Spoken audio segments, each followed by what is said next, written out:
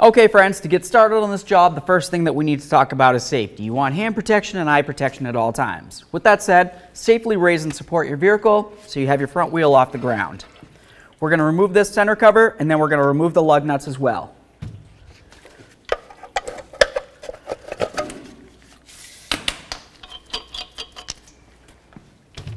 Get your wheel off of here. Okay friends, now that we've got the wheel off of here, we have a clear view of our caliper. Of course, when we go to remove the caliper, we're going to have to take the flex hose off of it. Flex hose is going to have fluid inside there. We want to make sure we have a nice collection bucket, and it's also going to be helpful if you have some hose pliers. Put the bucket on the ground directly underneath where the fluid might come out of, and then put our hose pliers right on the flex hose, and this is just going to help try to keep the majority of the fluid in the system. Okay, now before we go ahead and take off our flex hose, there's a couple things that I want to do. First, I want to get the ABS wire away from here so I have a little extra slack. We don't have to worry about damaging it. A little bit of space. Awesome. The next thing I want to do is remove these two bolts right here. Those are holding the caliper bracket to the knuckle. Once I get them out, I'm just going to start one in, just a couple threads. That way there it's holding still, and then I'll remove this.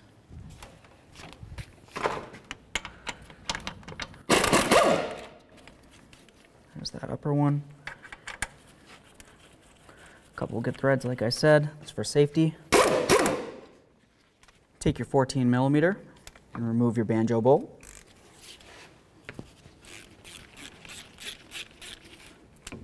We want to pay attention to these gaskets right here. We're not going to be reusing them in any way, but you definitely want to make sure they come off of the flex hose. There we are. We got our flex hose off of here. Just give it a quick peek, make sure it's in good enough condition to clean up. This one looks fair, so we'll move along. Let's get this caliper off of here now. And of course, dump out any existing fluid. Now it's time to quickly compare your calipers. Just make sure they're overall the same looking, and of course, the bleeder screws on the same side. Once you've done that, we're going to go ahead and get the pads out of this one. A lot of times when you're replacing your caliper, it's going to be due to a reason that could potentially cause issues with the pads. For us personally, our pads are in brand new condition due to another video that we did, so all I'm going to do is remove these from here. Otherwise, if yours are in poor condition, it's a great idea to replace them anyway. Just going to push this through like that, take it out, slide this, do the same thing.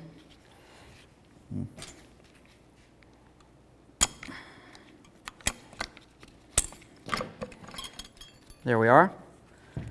Inspect your pads, make sure they're in great condition. Recycle your caliper. Now it's going to be time to prep our brand new caliper. I always like to take off my bolts so I can get to where my sliders are because I want to take a peek at those.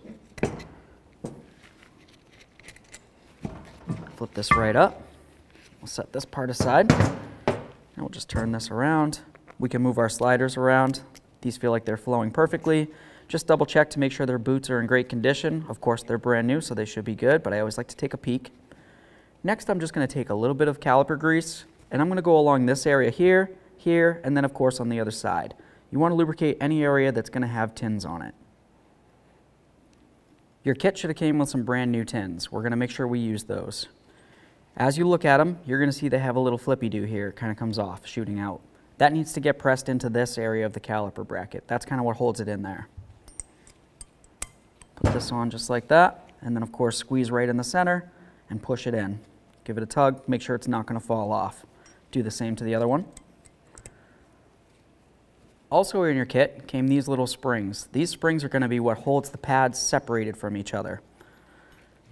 If you wanted to, you can do this the way that I'm going to do it now, which is on the bench. I'm just going to put the caliper all the way together, and then of course when we get over to the vehicle, we'll mount it on and then we'll torque everything down. I'll just take my pad, slide it in right here. Should fit right into the tins. There we are. Do the same for the outer. Okay, we've got both pads in there. We'll put these here for now, and then we're going to move along to right here. On the caliper itself, you want to add a little bit of the caliper grease along the piston itself right there, and then of course on these 3 prongs right along here. That's going to help with vibration dampening and noise reduction overall. Now we're just going to take our little springs, we're going to put them into the pad. When you put them in, they should slide right into the hole, and you're going to notice it's going to want to push the pad out. It should stop once it gets to the little lip right there on each side.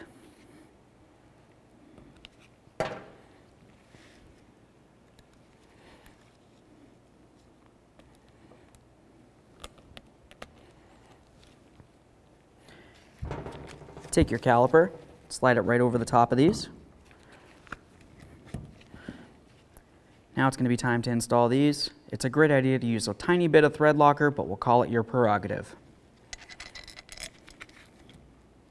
Let's just bottom these out. Back at the vehicle, next thing we need to do is clean up the flex hose, the area where those gaskets are going to be. I'm just going to spray it down with a little bit of parts cleaner. Try to wipe it down with a rag.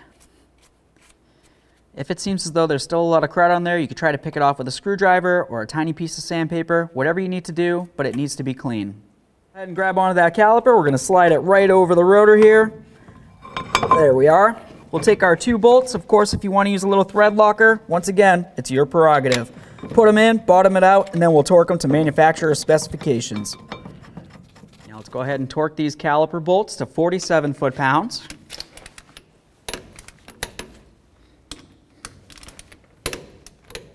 Now we're going to torque our caliper bracket bolts to 148 foot-pounds.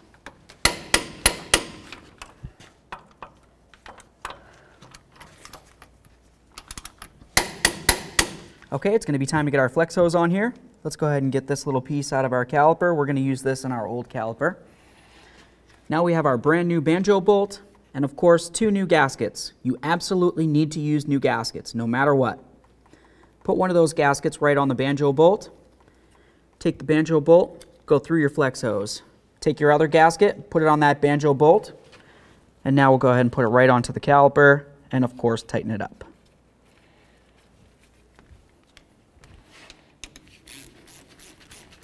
Okay, once it's bottomed out, just go a teeny bit more, give it a nice wiggle, make sure it's not loose in any way. Remove your hose clamp pliers. Now it's going to be time to get our ABS wire reconnected on here. You want to make sure that's secure. If any of the clips are broken, make sure you use a wire tie to hold it on there. Using a small pocket screwdriver, remove your bleeder screw cover. There we are, set that aside. Next, what I always like to do is pump up the brake. You pump up the brake, and then you come over here and you open up this bleeder screw. Okay, so I got that pumped up. Now I'm just going to use my 11. I'm going to turn this so it's open, and then we're just going to watch right here for brake fluid to start coming out. As brake fluid starts coming out, you're also going to see a whole bunch of air bubbles. Wait until you don't see any more air bubbles, and then we'll continue on with a manual brake bleed. Okay, this is coming out great now, so I'm just going to go ahead and close this off, and then of course we'll continue on with the manual bleed. Okay, so now it's time for a manual bleed. Something that's important to remember before you go ahead and start that though is if you're replacing more than one caliper or more than one thing that's hydraulically related, you want to start farthest from the master cylinder as possible. So if you did anything in the left rear or the right rear, of course you're going to want to go there. It's going to go right rear, right front, left front. Where we're only doing the left front caliper right now, this is the only one you're going to see. With that said, we're going to have somebody inside the vehicle. We're going to make sure we check the brake fluid before we start this because of course we want to have a full master cylinder. I know I do, so I'm going to continue. The person in the vehicle is going to pump the brake 3 times slowly. On the 3rd time, they're going to say holding and they're going to hold the brake pedal. At that point, I'm going to open up the bleeder and fluid's going to come out. You want to pay attention to make sure there's no air. Anytime you see air, of course you're going to have to redo the service again. And then once you don't see any more air, you should be all set. So here we go. Go ahead and pump the brake for me. Here we go. So I'm just going to open this up. I can see a whole bunch of air bubbles coming out of there. Try to collect as much of this into the receptacle as possible. Okay, I'm closing it, and now they're going to pump it again. Once they're holding, we'll open it again carefully. Watch for those air bubbles. A lot of air.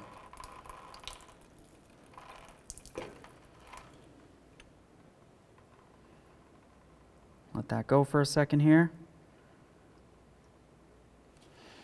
All right, go ahead and pump it again.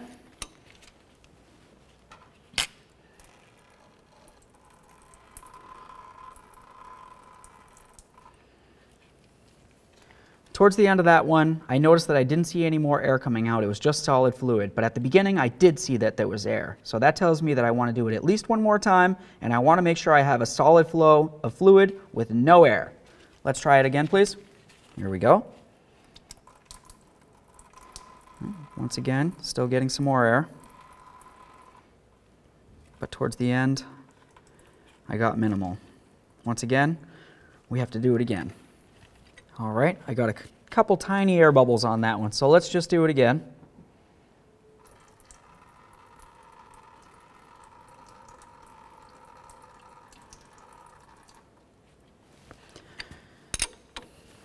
Okay, you can let up. At that point, I saw that it was a steady stream of fluid, so that tells me that this should be fine. If you want it to go again, we'll call it your prerogative. Something else you want to do is, of course, make sure you clean down any brake fluid that might have gotten on anything at all. Brake fluid will, of course, ruin any paint that it happens to touch on, so you want to clean that off. And, of course, if any's on the ground, clean that up as well. Now I'm just going to grab my little boot here. I'm going to pop it on there, and we can move along.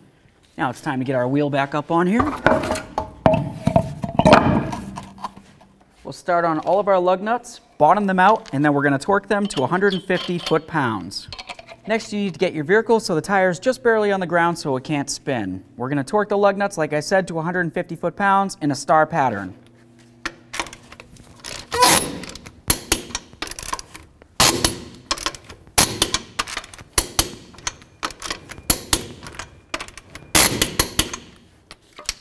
Once you've torqued it, make sure you put back on your center cover, of course.